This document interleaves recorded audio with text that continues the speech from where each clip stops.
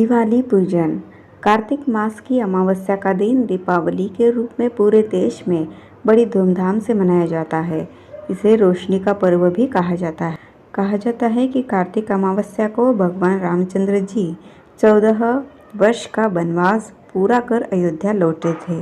अयोध्या वासियों ने श्री रामचंद्र के लौटने की खुशी में दीप जलाकर खुशियां मनाई थी। इसी याद में आज तक दीपावली पर दीपक जलाए जाते हैं और कहते हैं कि इस दिन महाराजा विक्रमादित्य का राज तिलक भी हुआ था। दिवाली की व्रत विधि। दिवाली के दिन सूर्योदय से पहले उठकर स्नान करें।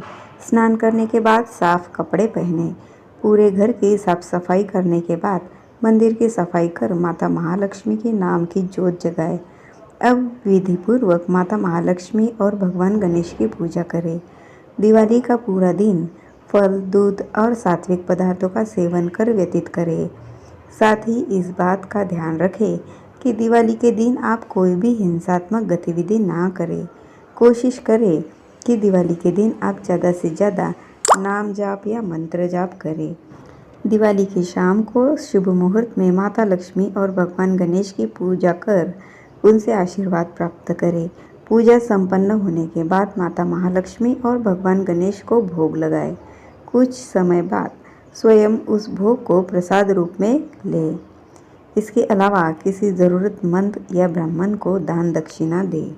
तो इस दिन लक्ष्मी पूजन की तैयारी किस तरह करते हैं? जैसा कि सभी जानते हैं कि माँ लक्ष्मी स्वच्छ स्थान पर विराजती है, इसलिए सबसे पहले प्रातःकाल घर की अच्छे से साफ सफाई करें। स्नान आदि के बाद घर में मंदिर में दीपक जलाएं। शाम के समय पूजा करने से पूर्व घर में गंगा जल छिड़ककर शुद्धिकरण करें। एक चौकी रखें और चौकी पर लाल रंग का कपड़ा बिछाएं। कपड़े के बीच में एक मुट्ठी गेहूँ रखें और गेहूँ के ऊपर जल से भरा हुआ एक कलश स्थापित करें। अब कलश के अंदर एक सिक्का, सुपारी, गेंदे का फूल और अक्षत डालें। कलश पर आम या अशोक के 5 पत्ते भी लगाएं। अब कलश को एक छोटी सी थाली से ढकें, जिसके ऊपर चावल रख दें। माँ लक्ष्मी और गणपति जी की प्रतिमाओं को एक थाली में रखें और दूध, दही, शहद, तुलसी और गंगा जल के मिश्रण से स्नान कराएं। इसके बाद स्वच्छ जल से स्नान कराकर चौकी पर विराजित कर दें। कलश के बगल में चौकी में बचे स्थान पर हल्दी से चौक बनाएं और उस पर माँ लक्ष्मी की प्रतिमा रख दें। इस बात का ध्यान रखें कि माँ लक्ष्मी के दाहिने ओर गणेश जी की प्रतिमा रखें। लक्ष्मी गणेश जी की प्रतिमा को टीका लगाएं। फिर लक्ष्मी गणेश जी को हार पहनाएं, फूल और अक्षत अर्पण करें। इसके बाद लक्ष्मी गणेश जी के सामने खील, खिलौने, बताशे, मिठाइयाँ, फल, पैसे और सोने के आभूषण रखें। इसके बाद एक थाली में हल्दी, कुमकुम और अक्षत रखें और साथ ही दीप भी प्रज्वलित कर दें। 2 बड़े दीपक लेकर एक में घी और दूसरे में तेल भरकर रखें। एक को मूर्तियों के चरणों में और दूसरे को चौकी की दाईं तरफ रखें। इसके अलावा एक छोटा दीपक गणेश जी के पास भी रखें। इसके बाद पूरा परिवार मिलकर गणेश जी और माता लक्ष्मी की कथा सुने और फिर माँ लक्ष्मी की आरती उतारें। तेल के अनेक दीपक जलाकर घर के कमरों में, तिजोरी के पास, आंगन, गैलरी आदि जगह पर रखें ताकि किसी भी जगह अंधेरा न रहे। पूजा के बाद एक एक दीपक घर के कोनों में जलाकर रखें। गणेश जी की स्तुति। गजाननं भूतगणादिसेवितं कपित्थजम्बूफलचारु भक्षणम् उमासुतं शोकविनाशकारकं नमामि विघ्नेश्वर पादम पंकजम।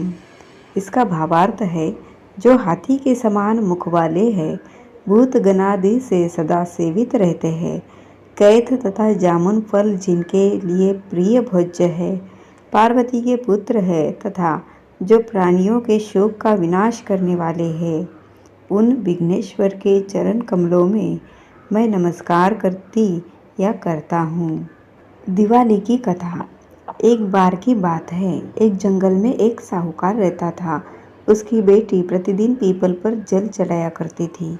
जिस पीपल के पेड़ पर वह जल चढ़ाया करती थी, उस पर माँ लक्ष्मी निवास करती थी। एक दिन माँ लक्ष्मी ने साहूकार की बेटी से कहा, मैं तुम्हारी मित्र बनना चाहती हूँ। यह सुनकर साहूकार की बेटी ने कहा, मैं अपने पिता से पूछकर आपको बताऊंगी। बाद में साहूकार की बेटी अपने पिता के पास गई और अपने पिता से सारी बात कही डाली। दूसरे दिन साहूकार की बेटी ने माँ लक्ष्मी से दोस्ती करने के लिए हाँ कर दी। दोनों अच्छे मित्र भी बन गए। दोनों एक दूसरे के साथ खूब बातचीत करने लगे। एक दिन माँ लक्ष्मी साहूकार की बेटी को अपने घर ले गई। माँ लक्ष्मी ने साहूकार की बेटी का खूब स्वागत किया। उन्होंने उसे अनेकों तरह का भोजन खिलाया। जब साहूकार की बेटी माँ लक्ष्मी के घर से वापस लौटी तो माँ लक्ष्मी ने उससे एक प्रश्न पूछा कि अब तुम मुझे कब अपने घर ले जाओगी। यह सुनकर साहूकार की बेटी ने माँ लक्ष्मी को अपने घर आने को तो कह दिया, लेकिन अपने घर की आर्थिक स्थिति को देखकर वह उदास हो गई। उसे डर लगने लगा कि क्या वह अपने दोस्त का अच्छे से स्वागत कर पाएगी। यह सोचकर वह मन ही मन दुखी हो गई। साहूकार अपनी बेटी के उदास चेहरे को देखकर समझ गया।